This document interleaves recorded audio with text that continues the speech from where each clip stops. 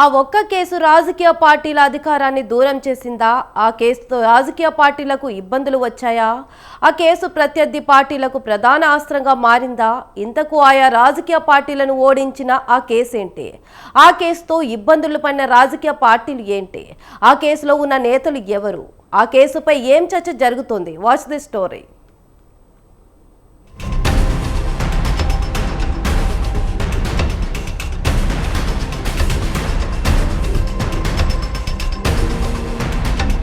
Delhi liquor case దేశవ్యాప్తంగా సంచలనం సృష్టించింది. ఢిల్లీ కేంద్రంగా లిక్కర్ కేసు నమోదు కావడం రాజకీయ పార్టీలో అలజడి రేగింది. అప్పుడు ఢిల్లీలో అధికారంలో ఉన్న ఆమ్ ఆద్మీ పార్టీ అగ్రనేతలు ఈ కేసులో ఇరుక్కున్నారు. చివరకు అవినీతికి వ్యతిరేకంగా ఆవిర్భవించిన పార్టీ అవినీతి ఆరోపణలు ఎదుర్కోవాల్సిన పరిస్థితి వచ్చింది. ఇక ఇదే కేసులో BRS MLC Kalvakuntla Kavitha arrest కావడం బీఆర్ఎస్ పార్టీకి రాజకీయంగా తీవ్ర నష్టం జరిగిందని పొలిటికల్ సర్కిల్స్లో టాక్.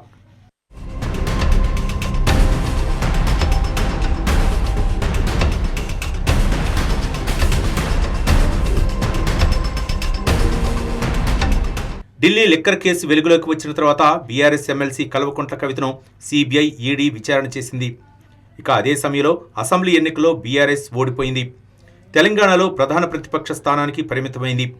బీఆర్ఎస్ ఓటమికి 10 ఏళ్ల పాలనతో పాటు అవినీతి ఆరోపణలు ప్రధాన కారణమని చర్చ జరిగింది. ఇక పార్లమెంట్ ఎన్నికలకు ముందు ఢిల్లీ లిక్కర్ కేసులో ఎమ్మెల్సీ కవితను ఈడీ అరెస్టు చేసింది.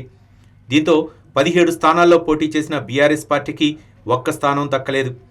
పార్లమెంట్ ఎన్నికల్లో బీఆర్ఎస్ ఓటమిపై ఎమ్మెల్సీ కవిత అరెస్టు తీవ్ర ప్రభావం చూపించింది.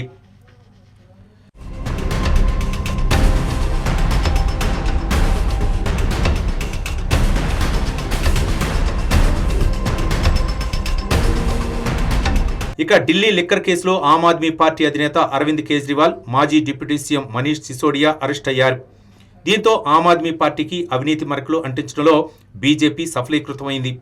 2015 ఢిల్లీ అసెంబ్లీ ఎన్నికల్లో ఆమ్ ఆద్మీ పార్టీకి 67 స్థానాలు వచ్చాయి. 2020లో జరిగిన ఢిల్లీ అసెంబ్లీ ఎన్నికల్లో 62 అసెంబ్లీ స్థానాలు ఆప్కు వచ్చాయి.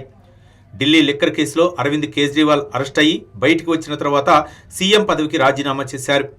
అతిశీను ఢిల్లీ ముఖ్యమంత్రిగా చేశారు. తాజాగా జరిగిన ఢిల్లీ అసెంబ్లీ ఎన్నికల్లో ఆమ్ ఆద్మీ పార్టీ ఓడిపోయింది. స్వయంగా న్యూఢిల్లీ అసెంబ్లీ స్థానం నుంచి పోటీ చేసిన ఆప్ అధినేత అరవింద్ కేజ్రీవాల్ బీజేపీ అభ్యర్థి పర్వేజ్ వర్మ చేతిలో ఓడిపోయారు. అతీసీ మినహా ఆప్ అగ్రనేతలంతా ఓడిపోయారు. ఈసారి ఆమ్ ఆద్మీ పార్టీ 22 అసెంబ్లీ సీట్లకు పరిమితమైంది.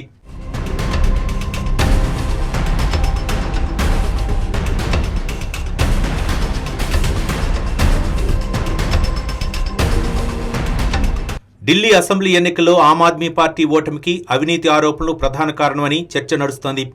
ఢిల్లీ లిక్కర్ కేసు వ్యవహారంతోనే ఈసారి ఆప్ ఓటమి ఖాయమైందని ఇతర రాజకీయ పార్టీలు విమర్శలు చేస్తున్నాయి. తాజాగా కేరళ లిక్కర్ పాలసీలో సైతం అవినీతి జరిగిందని అక్కడి కాంగ్రెస్ సీనియర్ నేత, ప్రతిపక్ష నేత విడి సతీశన్ ఆరోపించారు. అందులో బీఆర్ఎస్ ఎమ్మెల్సీ కల్వకుంట్ల కవిత పాత్ర ఉందని అన్నారు. కేరళ రాష్ట్రంలో అధికారంలో ఉన్న సిపిఎం నేతలతో సీఎం పినరయి విజయన్, ఎక్సైజ్ శాఖ మంత్రి రాజేష్తో కవిత మాట్లాడారని ఆరోపణలు చేశారు.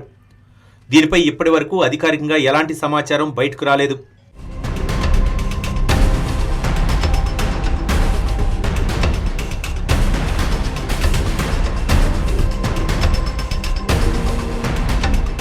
లిక్కర్ కేసు వ్యవహారంలో తెలంగాణలో బీఆర్ఎస్, ఢిల్లీలో ఆమ్ ఆద్మీ పార్టీ, ఆయా రాష్ట్రాల్లో 2 పార్టీలు అధికారం కోల్పోయాయి. మరి లిక్కర్ పాలసీలో ఆరోపణలు ఎదుర్కొంటున్న సిపిఎం పార్టీ ముఖ్యమంత్రి పినరయి విజయన్ తిరిగి కేరళలో తమ పార్టీని అధికారంలోకి తీసుకువస్తారా లేదా అనేది వేచి చూడాలి మరి.